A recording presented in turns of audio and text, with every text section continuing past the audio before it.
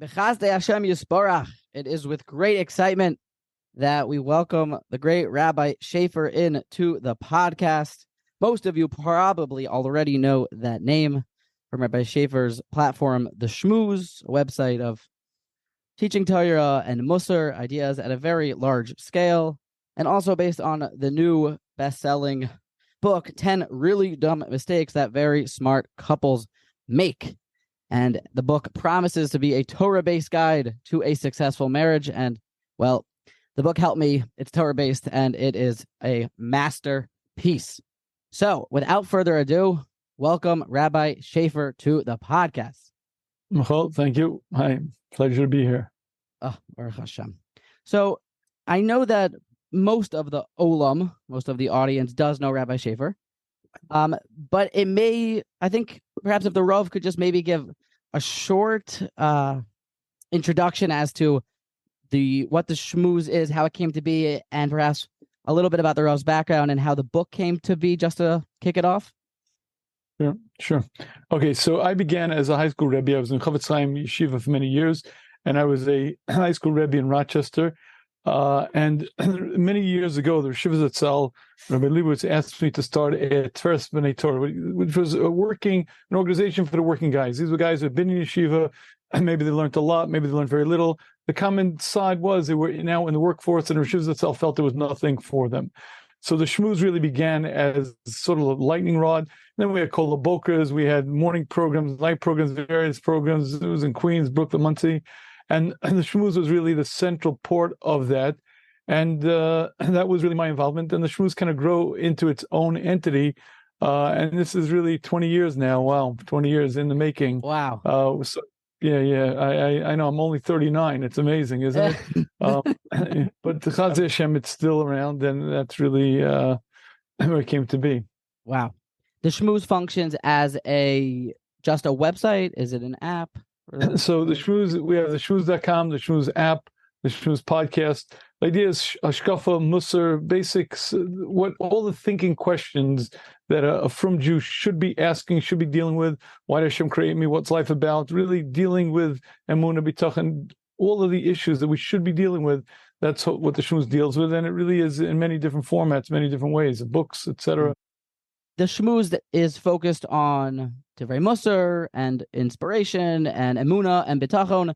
So with business successful and people learning Torah at a very large scale, so why the left turn to the talk of the book, which for anyone that doesn't know, about Shalom Bayis and keeping harmony in the home? Right. Okay, it's a fair question. So really, as the Shmooze began growing, I became sort of the center point for many of the issues. Guys would come to me with problems, issues. Now, when we began, the questions were innocent enough, and the issues they were dealing with were simple enough. But as the guys started getting married and they started bringing in marriage questions, again, in the first few years, it was also, again, they were innocent questions. How do I deal with my mother-in-law? How do I deal with this problem? And I felt, able to deal with them. I was a few years older. I'd gone through some of life already. It wasn't a problem. But as the chevra got older, the questions became more deep and the issues became far more intractable. And I found myself in a very interesting dilemma. A couple would come to me with a problem in the marriage, and I didn't have a clue what the problem was, how to deal with it, how to solve it. At the time, I'd been married maybe 15 years or so, and Baruch Hashem, we're happily married, but, to understand how to sort of analyze someone else's marriage, what's going wrong, and how to repair it, wasn't something I was equipped with. And really, to be honest with you, in the first few years, we lost quite a number of those couples. There were a lot of divorces, and I found myself in a terrible situation where they would come to me as Das Torah, they would come to me for my advice, and I didn't have a clue. So I would take couples to marriage counselors, marriage therapists, and to be honest with you, many of the marriage therapists had less of a knowledge than I did. So I began studying, I began learning, I began getting into this. And again, initially, I can't say that everything I said was rocket science, but when you deal with hundreds and hundreds of couples, and after many years, you start studying what works and what doesn't work, and you read the Chazals, and you read the books, and you begin putting together certain ideas, after a while, I felt I got a pretty good handle on why marriages succeed and why they fail, and more importantly, what they really need for a couple to be happily married. Now, along the way, this was sort of an experience for me.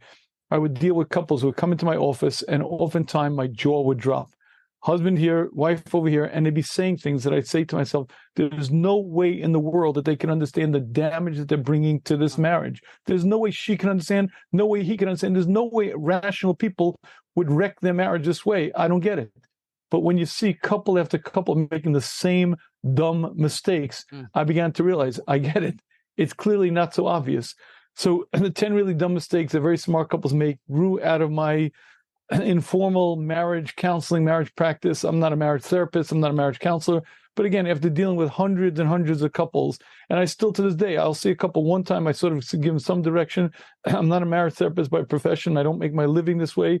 But after seeing enough of it, you begin to put the patterns together, begin to put the ideas together. And what you do is, hopefully you give some direction and advice. And that's really what the book is, direction and advice, how to live a happier marriage than many people do. To jump on that, if the Rav has the Messiah, right, and the Rav obviously has a successful marriage and things are working out, what changed? Why couldn't it just be, be nice to your spouse and stop leaving your socks on the floor and let's, be mechazek, like a regular schmooze? Right. So I guess you'd be right in theory, but the problem is that life has changed dramatically, both since I was a young man and certainly, you look back in 1950s, United States of America, those are happy days. A young man would marry a young woman. They'd buy a house in the suburbs with a white picket fence, 1.5 kids and a dog, and live married happily ever after. Those days are gone. Times are changing. And we no longer live in those times, and marriage has changed dramatically. The amount of time that a young couple will spend together, let me start this way. Every marriage needs an adjustment. There's an adjustment period. Learning to live with another person, learning to learn different, basic tendencies, quirks, different gender differences. So no matter when you got married, there was an adjustment period, and there was strife and there were issues. But in the good old days, number one, there was time. Both parties understood divorce wasn't an option. Once divorce became an option, immediately both parties are heading for the doors.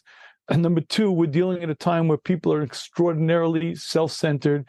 And I have to be honest with you, also developmentally, emotionally, no longer as robust, no longer as resilient as they had been. And I have to tell you, marriages now don't last. The speed of the divorce, I believe the land speed record was recently set. A fellow called me up. He said, Rabbi, you have to help me. And my daughters recently got married and they're having a lot of trouble. Please help me. He was a supporter of the shmooze. I said, fine. Anyway, the chassan contacted me that night.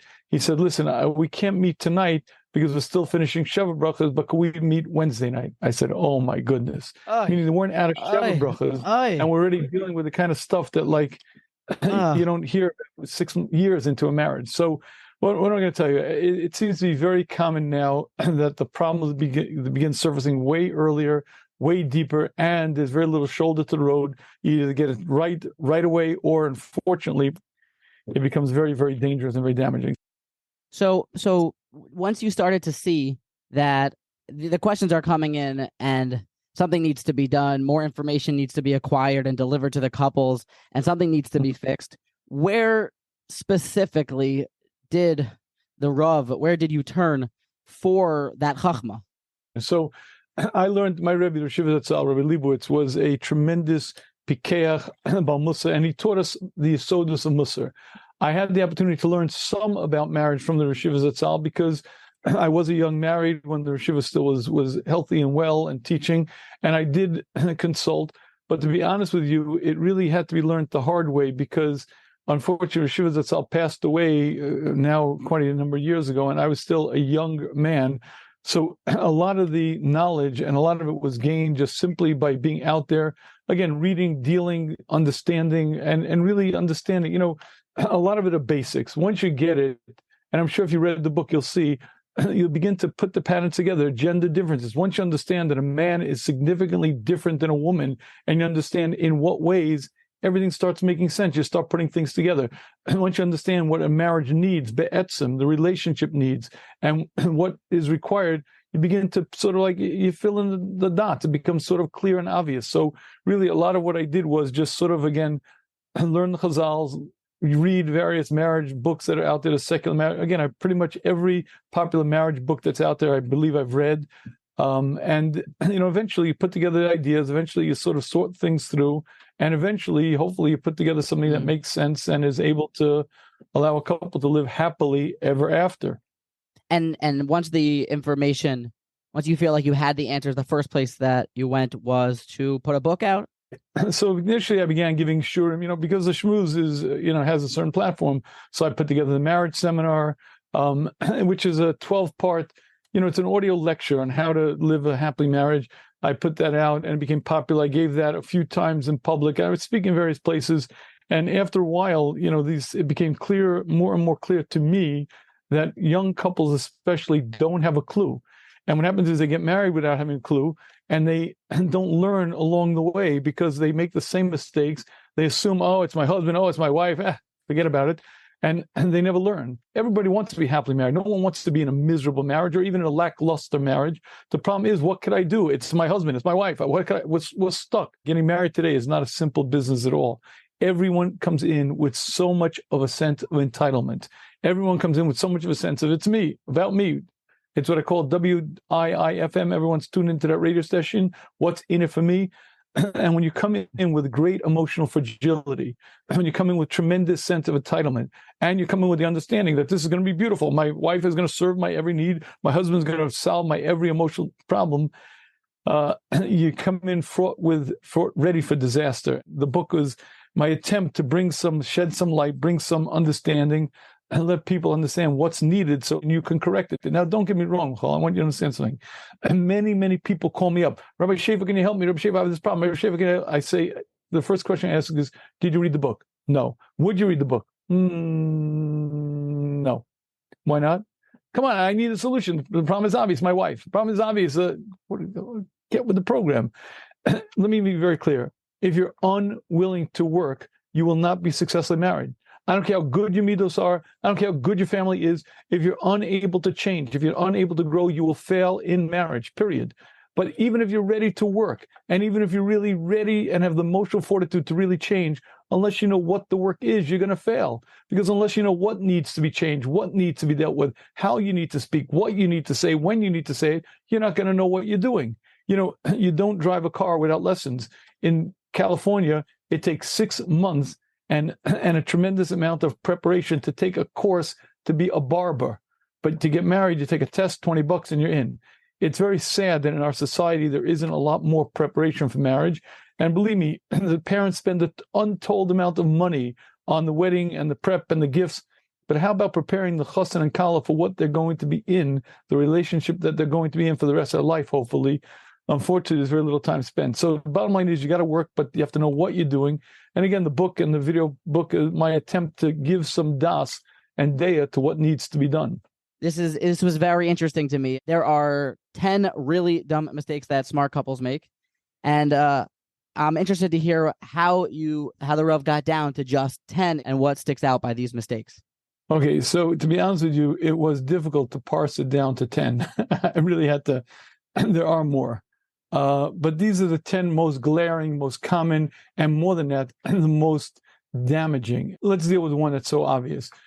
Very often, a couple, whether the husband or the wife, wants to help their spouse because they're good people, right? And so I can't help but notice what my spouse does wrong. And I point it out because, listen, I'm concerned. I want my spouse to be better. I want them to improve. So I can't help but point out what it is they do wrong. And what I don't understand is the damage that I wrought to the relationship. Now, the word criticism should be eradicated from any relationship, but especially the closer the relationship, the more it's damaging, the more it's destructive. But criticism doesn't mean I am criticizing you. Criticism means anything where I point out that you could be better, you could improve, you're not doing properly. And husband and wife can't help but notice what each other does wrong. Listen, you're living in the closest proximity. You have a tremendous amount of things to do one with the other. And more than that, you're by nature different people. So it's always going to be my strength and my spouse's weakness that's going to be most glaring to me. So for instance, let's assume for a minute, I'm very neat and my spouse isn't. I'm very punctual and my spouse isn't. Now, clearly to me, punctuality and neatness is a key criteria. And I believe much of my success is due to it. And therefore, I can't help but notice that my spouse is not. And because she's not, and I care for her, I'm going to want to point it out to her. I'm going to want to explain it to her. And I can't help but notice how often she's not on time or she's not neat. And it's costing her time, efficiency. It's costing the house. It's costing us embarrassment. And so I can't help but repeat and repeat and repeat how many times she would do better. It would be better. And what I'm not recognizing is the damage I'm bringing to the relationship. You see, this one single criteria, because it's my strength and my spouse's weakness, and not only can I not help but notice it, but I can't even understand why doesn't she just change? It's so easy for me. It's so easy for me to be on time. It's so easy for me to be neat. Why don't you just do it as well? Obviously, you don't care. Obviously, you don't love me. Obviously, whatever you obviously is. But the simple reality that there's a different human being with different tendencies, different interests, different inclinations than I never seems to cross my mind. And this is probably one of the biggest mistakes that very smart couples make. We become experts at what our spouse does wrong. Understanding my job is to be a best friend. The best friend supports. A best friend is helpful. A best friend sees the best and only the best. And a best friend is encouraging and not critical is a very, very important ingredient for a successful marriage. And it's so corrosive to the relationship, because if you're not careful about it, it'll be there all the time, every time. And after a while, your wife, your husband, whatever, realizes this person really doesn't approve of me, doesn't love me, doesn't really respect me. And the marriage very quickly heads south. The fourth mistake, forgetting that respect comes first. It caught my attention where it's presented in the book with a Rambam and Yad Chazaka, Hilchas Ishos, Perek Tesvav. This is a sefer halacha. This is an insight on the Rambam where you have a diuk, an inference in the Rambam, and you therefore put forth a chiddush, your own approach. I'd like to give the floor to the Rav to give this over in all of its glory. Okay, so I'm going to do it not from the Rambam. I want to tell you a story, and I think the story will illustrate it even better. You have a young couple walking down the street. He's on this side, she's on this side. As they're walking, he trips. As he trips, she says, "Oy vey, are you okay? Are you all right?" Okay, that's scene one. Let's look at scene two. Same couple walking down the street. As they're walking down, he trips, and she says, "Klutz, what's wrong with you? Can't even walk down the street?" What's the difference between scene one and scene two? What do you say? Maybe 5 years of marriage, 1 year in, right. Or 5 years in. Scene one is when they're chassan and kala. Scene two is when they're married already 3 years. And this is the yesod. You see, it's very easy to be respectful to other people. When I'm outside, I'm on my best behavior. I brush my hair before I go out. I straighten my tie because I know I'm in the public eye. But when I come home, suddenly I act myself, and maybe even way too much myself. Now, you can't be formal in a marriage. You have to be comfortable, and you have to be yourself. But you also have to remember that respect comes first. I cannot tell you how many times I hear couples speak to each other. That's the craziest idea I've ever heard. That's dumb, utterly dumb. Wait, you guys like each other, let alone love each other? And when you speak that way to your spouse, not meaning to be harmful, but it damages the relationship. And so understanding that respect comes first. Now, the Rambam is telling us a yesod in how to act, and a yesod in a marriage, but it's something that you have to focus on and remember and see on a daily basis, and you have to remember it because, again, in the heavy traffic of life, if you're not very cautious and very guarded, it's going to come out. And by the way, I have an important Musar exercise. I believe the biggest, one of the greatest damages of our generation is that device called the phone, and whatever type of phone you have, but especially if it's a smartphone. However, there is one app on the smartphone and probably even on a regular phone that I believe is very useful. It's called the tape recorder. If you record a conversation between yourself and your spouse, and you play back the conversation afterwards and listen very carefully, asking yourself one question: am I as respectful to my spouse as I am to other people? Am I as nice to my spouse as I am to other people? And do I speak with the same regard to my spouse as I do to other strangers? And, there's a Bantran who likes to tell a joke. It's a wedding joke, so it's done, a couple of fighting. He says, she says, the phone rings. Hello. Oh, hi. How are you? Oh, great. Thank you so much for calling. Hangs the phone. What happened? What happened is we know how to behave very well outside the home. Well, that's great, but you have to remember that it's even more important to behave that way in the home, but it requires focus. You see, I'm not meaning to. And good people with good midos, if you don't carefully check yourself, if you don't guard yourself, you're going to slip down that slippery slope. So a tape recorder is a very good idea, but not to find what your spouse is doing wrong, to find where you're slipping up. How can I be more respectful? How can I be more appreciative? How can I speak in a way that will be better received? So in that sense, I think a tape recorder is a good device. In the introduction to the book, one of the Haskamos is from Rabbi Per, I believe, the Rosh Yeshiva of YFR Yeshiva for Rockaway, and he writes there that the Rabbi Yisrael Salanter, the great inaugurator and the founder of the Musar movement, he writes that marriage is the laboratory for one's midos. And when it comes to this idea of the laboratory of marriage, what happened was that before marriage, you never had to live in such close proximity. You were never in such a magnifying glass. My chavrusa, if I didn't respond nicely even to his svara in the Gemara, it was okay. Right, so there's a clear difference that the Rav suggests, though, between respect to one's wife and respect to one's husband. Can you elaborate on that? Okay, so this is really a major trapping in marriage. When you tell a woman, I want you to respect your husband, she begins treating her husband with respect as she would respect one of her friends. So I'll give you a classic example. If you're not aware that men and women are different, let me let you in on the clue, a secret. Men and women are different, but they're not topically different. They're not slightly different. They're different in every imaginable way, shape, and form. They're different in interests, a different inclination, different in what they enjoy, what they're interested in. And one of the key distinctions is how they operate and what they perceive as respectful behavior. So watch. Here's a good example. A woman is baking cookies, and her friend sees how she's doing it, and she realizes if she would change the recipe or do things this way, it would be more efficient. Naturally, because she's a good person and a caring person, she shares with her friend how she could do it even better. Listen, your cookies are great, but if you would do X, Y, and Z, it'd be even better. When she says those words, it's said out of love and concern, and her friend receives it that way. Okay, good. So I say to women, let's say you watch a guy changing a tire, and you go over to him and say, hey, buddy, if you held the wrench this way, it'd be more efficient, it'd work better. What do you think his response is going to be? Oh, thank you so much for pointing that out. I think you're asking for a fist fight. Why is it? Because males do not appreciate unsolicited advice. Hey, listen, I got this. If I needed help, I'd ask for it. But there's someone in my distant family, a woman who, when she comes into the house, I try to leave. Why? Because she's so helpful. Madam, with all due respect, I don't know how to tie my shoes. I got this. I'm a mature adult. She wants to help. That's very nice. Help all your girlfriends. Help all your late. But do me a favor. It's not well received. And if a woman doesn't learn to recognize that a husband is built differently than she is, and what he considers respectful is very different than what she will consider respectful, and she doesn't learn his ins and outs, guess what?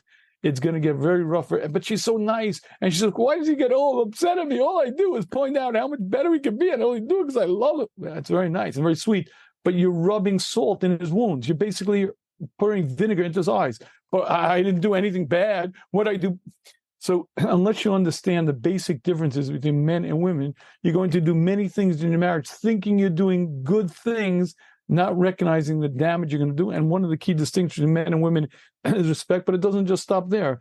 It comes across the entire gamut of the human condition. And you have to really learn to be a student of your spouse. By the way, what are the two most important words in a marriage? The hardest word to say in a marriage is, I was wrong. I wasn't right. I know I was wrong. She knows I was wrong. I know she knows I was wrong, but I can't say the words. So those are for sure the hardest words to say. However, the most important words in your marriage are the words, that's strange.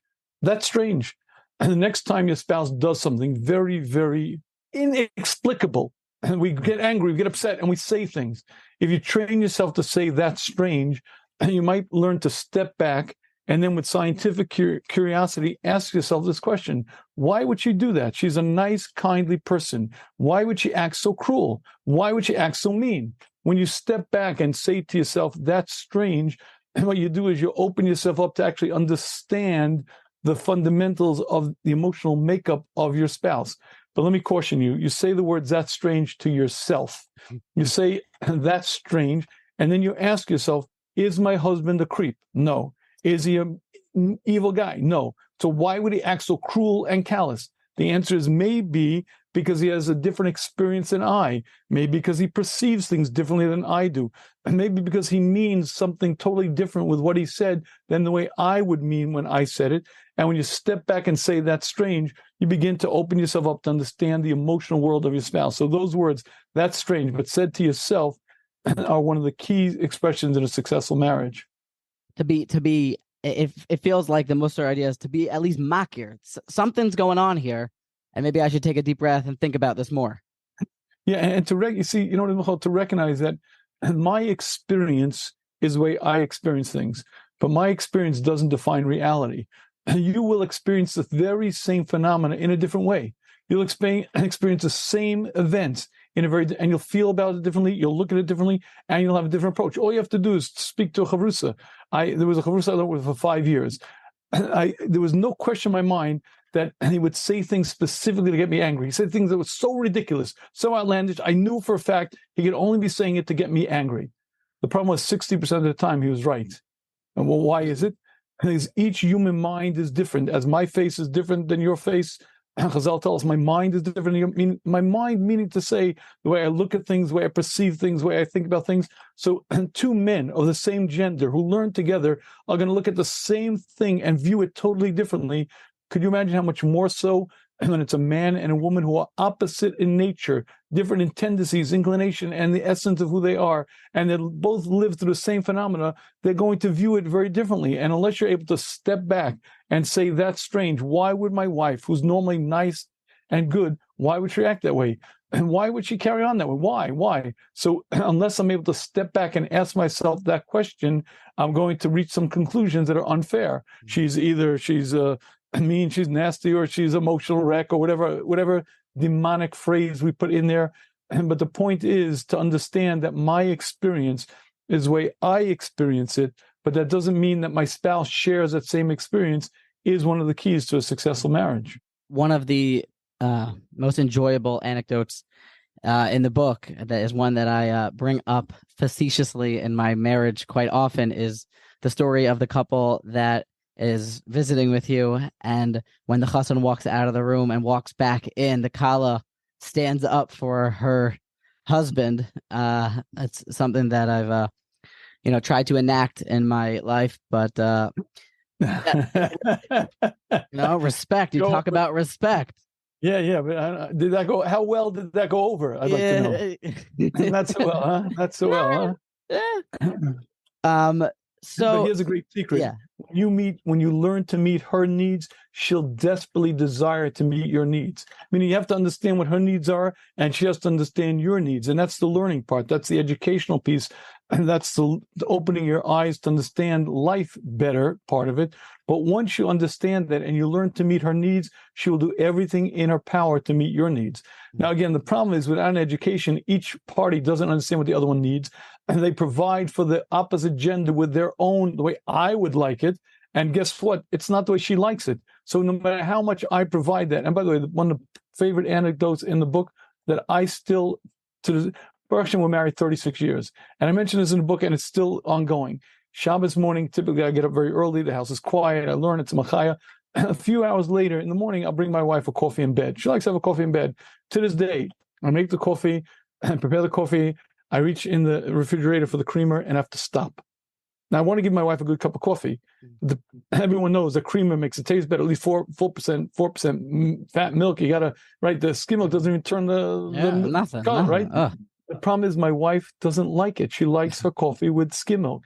And to this day, I have but I want to give her a good cup of coffee. Why can't you just taste it? It tastes so much better. Mm-hmm. But understanding that my experience doesn't define reality is a condition that we all have to learn. It's part of growth. And again, Baruch Hashem, this is 36 years now. Baruch Hashem, we're happily married. But I'm telling you, it's a constant, ongoing process. So really, it's 2 points.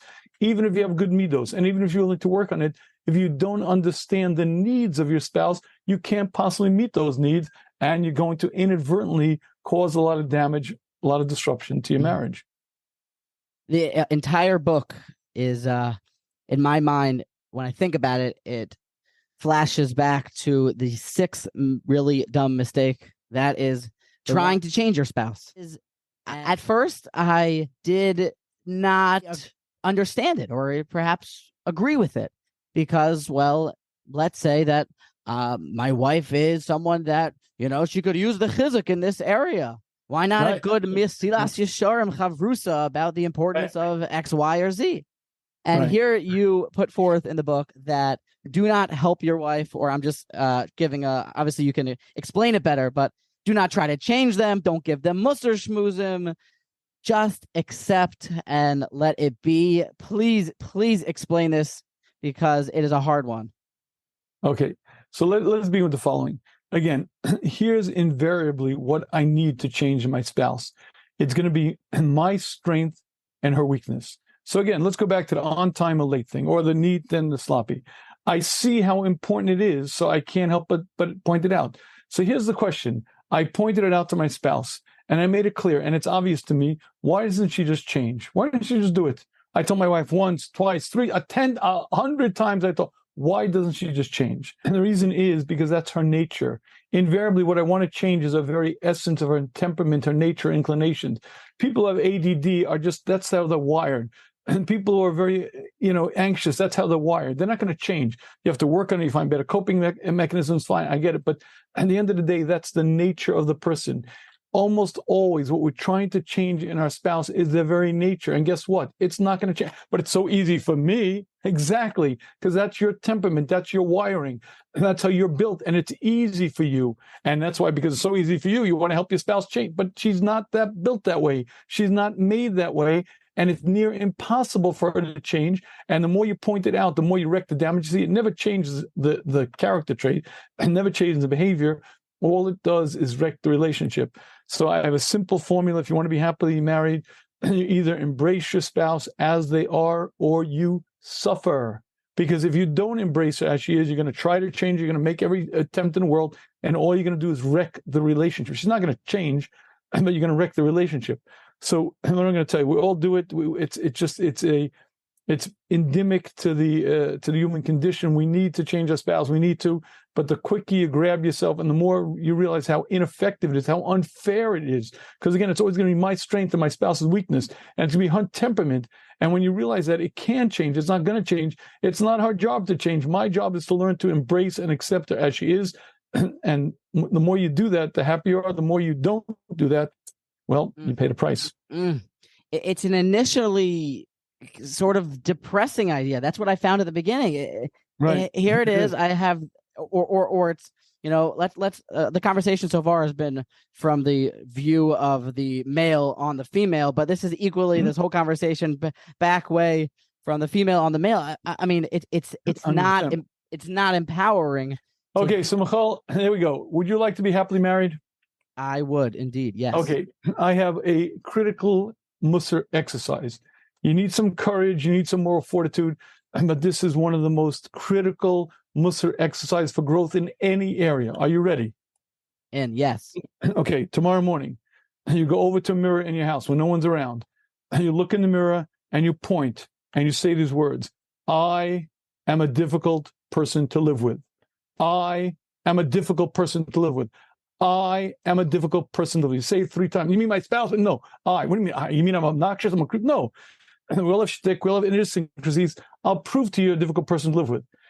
Hashem created us imperfect, gave us the mission of growing, changing ourselves, making ourselves perfect. That's our job. If you were perfect, you'd be done your job here, be seisum l'shalom, game over. Let's hope you still got work to do and you still got time to do it. But that's the point. When I recognize that I am a difficult person to live with, I'm not obnoxious, I'm not a creep, but I got stuff, idiosyncrasies, quirks, whatever it may be. And when I recognize that and really look in the mirror and see that, it makes it a whole lot easier to accept my imperfect spouse. I am imperfect. My spouse is imperfect. Together, we are a perfect combination.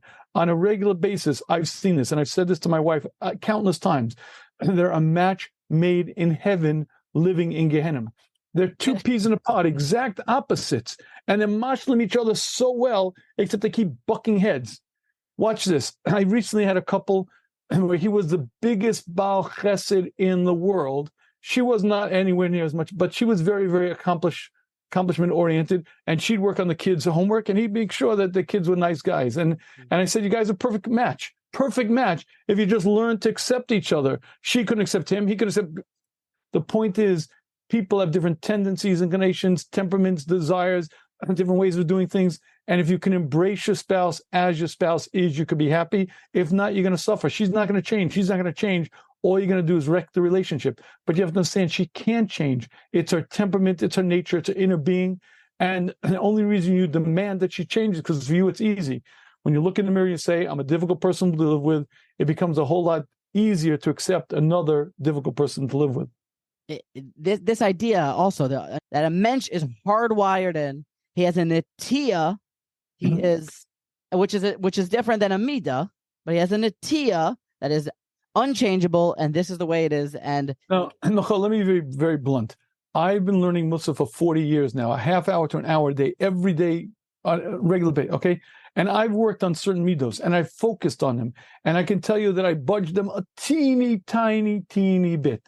But I'm telling you, after years and years of giving shurim on it and speaking about it and writing about it, I budge them a teeny bit. That's a midah that I have Musasarim how to work on, and I can change. I'm supposed to change, and I budge it a teeny bit after 40 years. What are the odds that your spouse is going to change her inner nature? She's going to change her temperament, her wiring, the way she is. Well, why don't you just be organized? Why don't you just stop being so emotional? Why don't you just be... Because that's who she is. That's who he is. And if you could accept it, you could be happy. If not, well, let's see how that works out for you. So I leave my socks on the floor. So the eitzah is that I shouldn't change that my wife should accept that. Okay, now, so listen to very carefully.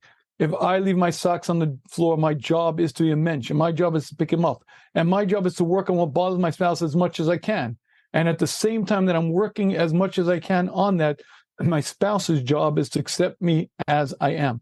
But both parts are necessary. You can't abdicate authority, responsibility here. You can't just say, I'm a slob and live with it.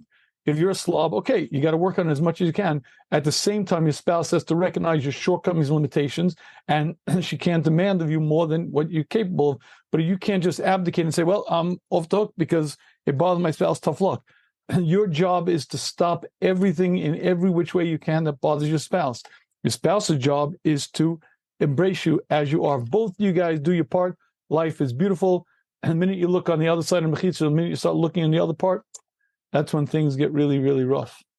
So I want to kind of conclude here with the most exciting part, hopefully, of the interview, hopefully the one that will give the listeners the most value, and hopefully they'll see that it is very much worth their time and money to acquire this book, and it's really a steal. With that being said, I want to try to do some rapid fire questions. These have been either sent to me, the people that I asked, something that they would want to hear. Number one, my husband has a very serious job and he makes a lot of money. He constantly is doing things for the family. However, I never see him. What should I do? You should buy the book and read it together with him, because the reason why you don't see him is because he doesn't understand that you have a need that he may not have a need for. You have a need to talk. You have a need to communicate. You have a need to bond. Many, many husbands I met are happily married. Their wives aren't. Most guys are happily married. They provide for the family, they work real hard, and they're really good guys. The problem is the wife has needs that he doesn't have. And if he doesn't understand your needs, he can't provide for them. And all your mussashus and all your tell him, all your guilt trips and all your tears aren't going to help. Buy the book or buy the video book, read it together with him, and hopefully he'll get an insight. His eyes will open up and he'll understand the female nature different than the male nature. And Michal, this is worth repeating. It is the husband's responsibility to romance his wife.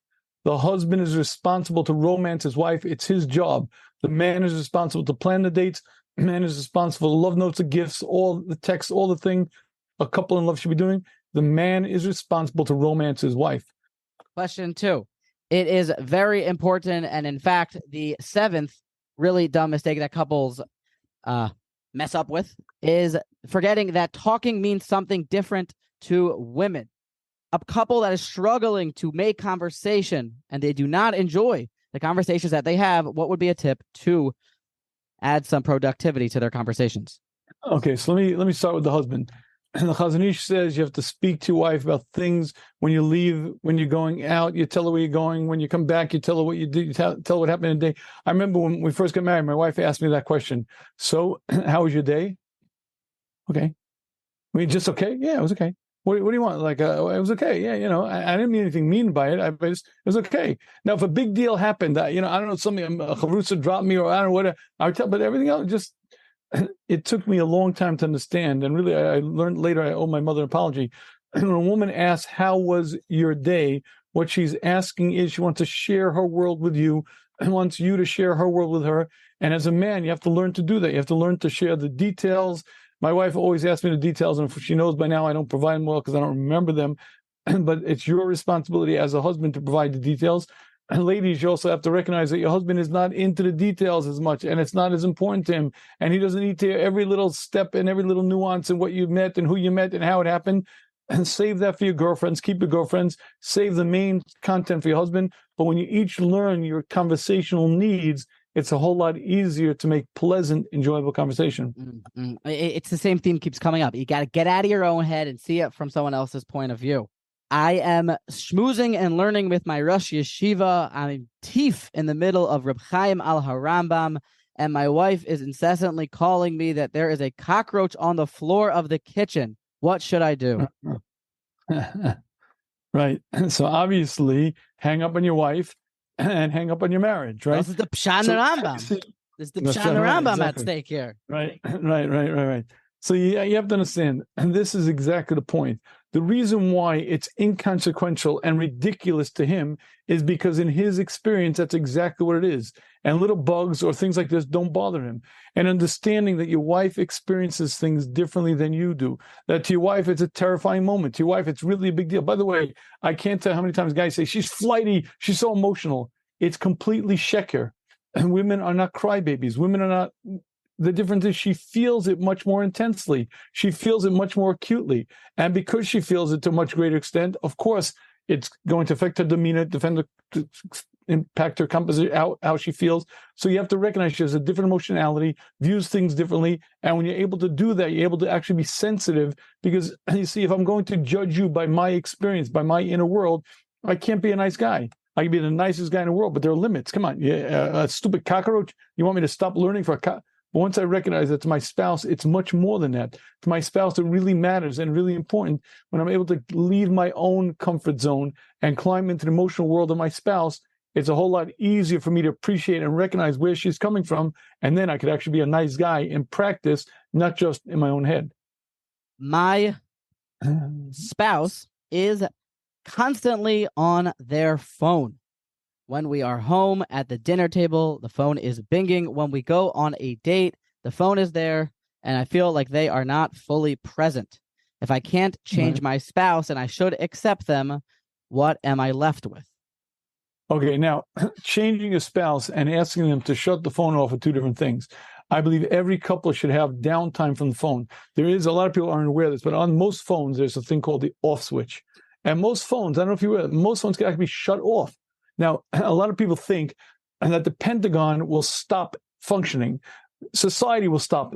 Gravity will stop if I shut my phone off, but it will not. And if a couple should make up a regular time when they both shut the phones off. Now, if you have a babysitter, so fine, you leave one line unblocked, but it's one line. I had a couple once who they were having a lot of shalom bias problems, and I convinced them finally to go on a date, and the rule was no smartphones. So afterwards, I asked the guy, how was the date? He said, I said, what do you mean? She was on the BlackBerry all the time. I said, BlackBerry? I didn't even know you could hook it up. She found a way to hook up a BlackBerry to the existing line so she's able to still text her friends. You have to set gedarim, boundaries to allow for a marriage to flourish. And one of the important boundaries are there should be certain time with no phones. On a date, no phones. Dinner time, no phones. There should be time when you as a couple connected. But that's not changing your spouse. That's creating boundaries for an effective marriage, for a good relationship. And that I encourage wholeheartedly. Should a couple have a weekly chavrusa study session together, either on this book, 10 Really Dumb Mistakes that Very Smart Couples Make, or any sort of book? Is it something that is a topic that should be studied together weekly by a sefer? Okay, so to be honest with you, reading the 10 Really Dumb Mistakes as a couple is a great idea if it works for you. And learning a Mussar sefer as a chavrusa husband and wife is a great idea if it works for you. And any such seder is a great idea if it works. For some couples, it works. For some couples, it doesn't. I got married and we started Mesil Sharm. First night, it went very well. Second night, it didn't go so well. The third night, my wife said, I don't think I want to learn anymore. I said, why not? My wife's a very firm woman. She wants to learn. And the answer is, I feel like it's a classroom. I feel like you're the teacher. I got it. So since that time, I don't learn. Why? My wife learns. She goes to Shurim all the time. She goes this year, that year. But the answer is, there's a relationship called husband and wife. And husband and wife is not mentor and student, not Rebbe and Talmud. It's best friends who love each other. And if the chavrusaship works, great, do it. And again, if it does, I highly recommend doing the book together or the video book, because it's a great thing to do together. But that's only provided it actually works. If it becomes one of these finger pointing sessions or becomes negative, then yeah, obviously you don't do it. And the last final question here. I do everything for my spouse, yet they say thank you, but I feel totally underappreciated. What should I do? Okay, what should you do? You take a pad, and on this pad, you write down all the things your spouse does for you. And when you write that down, then every day for the next 30 days, you read it to yourself 10 times. She does this for me. She cleans and she cooks and she puts my socks away and she does it. Read it over 10 times. And then you're going to feel something incredible, a sense of appreciation for your spouse. And then you're going to do the next step, because you appreciate what your spouse does for you, and you're going to compliment her and praise her and thank her for the things she does for you. And when you exhibit appreciation, a strange thing is going to happen. She's going to smile. She's going to feel appreciated. She's going to feel loved. And suddenly she's going to change, and I guarantee she'll act far more appreciative back. Don't kvetch, don't complain. And you got a problem, work on it, deal with it. Become appreciative, and you'll suddenly find the mirror of the relationship reflects back. Your spouse will reflect it back to you. Wow. That's quite the ending. I mean, we've only really touched on, I believe it's now 3 of the mistakes, and each very dumb mistake, very expertly named. It's very dumb, and the couples are very smart. It's really a world of its own. And the simple reality is, everyone needs an education. You could either get the education the hard way. Many people never get the education. You take a book like this and you read it, and you can, there's an expression, wise men learn from others' mistakes, while fools don't even learn from their own. That's if great. You're married and you're making mistakes and you don't understand what you're doing wrong, you can't correct them. Get some education, read a book. And this is not the only book in the world, many, many other books. Get an education, understand marriage, understand what you need, and suddenly you change the relationship. And suddenly she's not so biting, she's not so carping. Suddenly he's not such a creep, he's not so distant. You act differently, they act differently, you change the trajectory of the relationship, and you learn to be happily married. Rabbi Shafier, you're brilliant. I think that the audience is going to gain a lot from this.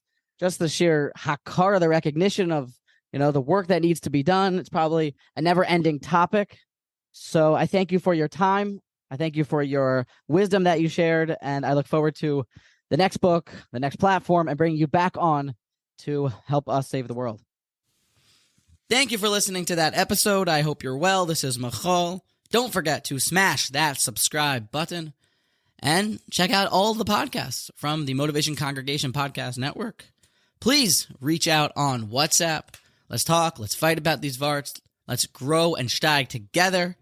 And if you would be so kind as to like and even write a review for the podcast, that also helps grow the platform and reach more people. And I guess if you want to be less kind, you can leave a bad review. I guess that works too. Either way, smash the link below, reach out on WhatsApp, and let's be in touch. Have a great day.